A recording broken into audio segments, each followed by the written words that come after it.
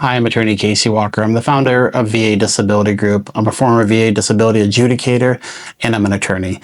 I want to talk to you today about painful motion. And this is found at 38 CFR 4.59. Now, what this regulation stipulates that a lot of adjudicators and medical professionals fail to address is that painful motion alone on a joint is compensable to the minimal compensable level for that respective joint. So what does that mean?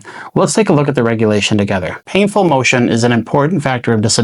The facial expression, wincing, etc., on pressure or manipulation should be carefully noted and definitely related to affected joints. Muscle spasm will greatly assist this identification. Sciatic neuritis is not uncommonly caused by arthritis of the spine. The intent of the schedule is to recognize painful motion with joint or other pathology as productive of disability. I'm going to read that again. The intent of the schedule is to recognize painful motion. And then I'm going to further this with, it is the intention to recognize actually painful, unstable, or malaligned joints due to the healed injury as entitled to, and this is the important part, as entitled to at least the minimum compensable rating for the joint. One more time, as entitled to at least the minimum compensable rating for the joint. So what they're getting at here is that if you have a painful joint, the VA is required to compensate you to the minimum compensable level for that respective joint. So for example, the lowest the shoulder's compensation goes is 20%.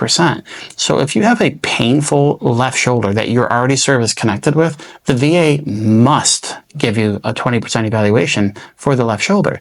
Now keep in mind, this all presupposes that you're service connected with these conditions. We have separate videos on how to establish service connection. I'm not here to discuss service connection. I'm talking about the evaluation in painful motion. And the show me the money. How are they supposed to compensate you? If you have painful motion for the respective joint that you're having pain on, they have to compensate you to the minimum level.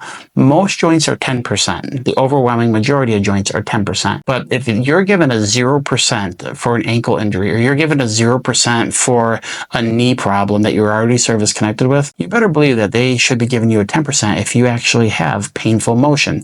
So what is actual painful motion? Because they use that term in the regulation.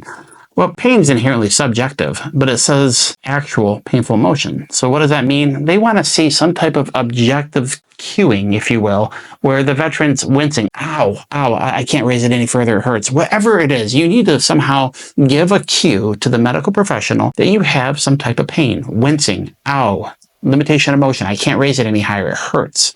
You're not required to push through pain when you do the range of motion testing for these joints during the C&P exam, but it is incumbent on you to at least express that type of pain. It's not a day to be a tough guy or a tough girl.